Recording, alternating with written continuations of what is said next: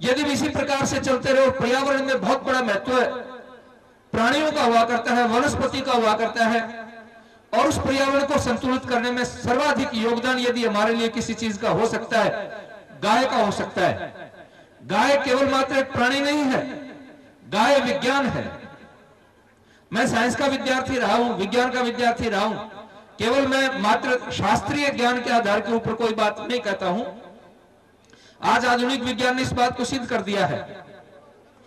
अभी एम्स के एक डॉक्टर का स्टेटमेंट पिछले दिनों मैंने पेपर्स में पढ़ा। पहले जो टीबी के रोगी होते हैं, तपेदिक के रोगी होते हैं, उनके कफ को स्प्रिट में जलाया जाता था, लेकिन उन्होंने कहा कि इसके बजाय यदि गोमूत्र में उसको डाल दिया जाए तो सारे कीटाणु खत्म हो जाएंगे। इसलिए हमारे यहाँ पहले कहावत थी, आयुर्वेद शास्त्रों में मिलता है, गाय जहां पेशाब कर देती है वह 1 गज तक तपेदिक जैसे कीटाणु समाप्त हो जाते हैं। आज अनेक प्रकार के वायरस, अनेक प्रकार की बीमारी लोगों में फैल रही, उसका कारण क्या है? हमारा आहार दूषित हो गया, हमारा खान पान दूषित हो गया है। तो गाय केवल मात्र दूध नहीं देती है। मैं मेरे गुरुजी के पास में आयुर्वेद पढ़ता था, चरक शास्त्र को देख रहा था, तो मैंने स्वामी जी महाराज से कहा, गुरुजी से, कि गुरुजी मैं दूध का प्रकरण पढ़ रहा हूं, उसमें कहीं गाय के दूध का उल्लेख नहीं मिला। तो श्रद्धेय स्वामी जी महाराज ने, मेरे गुरुजी ने कहा कि बेटे, गाय का दूध प्रकरण में गाय का दूध नहीं मिलेगा, आप अमृत प्रकरण निकालिए, है जो आक्रोश में आ जाएंगे और निरपराध प्राणी के हित में हो जाएंगे सब। ऐसे ही समस्त पशु योनि के जितने भी जीव हैं उनमें हमारी गौ माता श्रेष्ठ है और ये देव तुल्य है। मनुष्य योनि के प्राणी भी हम इस गौ माता की पद पूजा करते हैं। हमारे शास्त्रों में लिखा है, हमारे शास्त्र इतने गहन रिसर्च किए हुए शास्त्र हैं, जितने भी हम पिंडदान करते हैं या और कुछ भी करते हैं, परंतु वहां गौ का स्थान सर्वप्रथम होता है। इसलिए गौ माता की रक्षा आवश्यक है।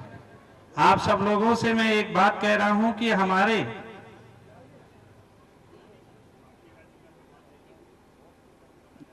जितने भी शास्त्रज्ञ हुए हैं उनमें महर्षि श्री वेदव्यास जी महाराज का सर्वप्रथम स्थान है। उन्होंने 4 वेद, 6 शास्त्र और 18 पुराण और 5वां वेद महाभारत लिखा। उस महाभारत के अंदर विराट पर्व जो है, विराट पर्व में महाराज विराट के यहाँ सहदेव गौ सेवा के लिए अपने 1 साल के लिए गौ सेवा की नियुक्ति करवाते हैं। और वहां महाभारत में लिखा है कि वो इतने विद्वान थे, इस गौ सहदेव इतने विद्वान थे गौ सेवा के, यानी गौ के ऊपर उन्होंने रिसर्च किया था, सहदेव ने रिसर्च किया था, पांडुपुत्र सहदेव ने।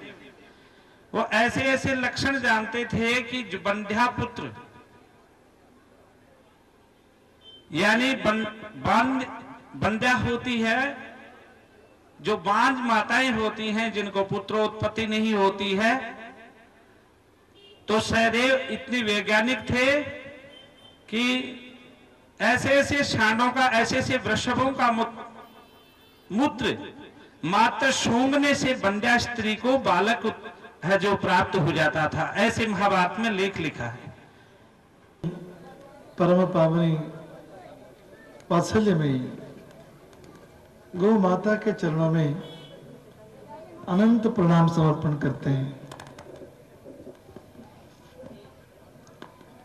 और उनसे माफी मांगते हैं, क्षमा चाहते हैं कि मानव कोटि ने अनंत अपराध किया तुम्हारे साथ, तो उसके लिए उनकी तरफ से क्षमा चाहते हैं और शक्ति भी मांगते हैं उनसे। ये गलती जो हुई ये ठीक करना, प्रायश्चित करना, देश को फिर से धर्ममय बनाना, उसमें उनका बहुत बड़ा आशीर्वाद चाहिए। आशीर्वाद भी सबसे पहले मांगते हैं।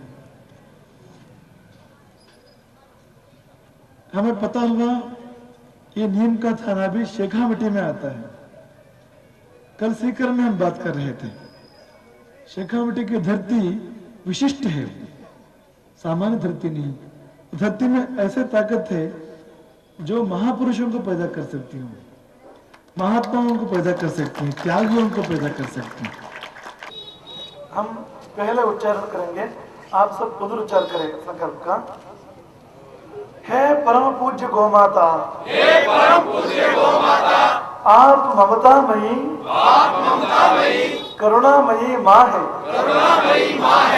आप सभी कामनाओं की पूर्ति करने वाली कामधेनु है।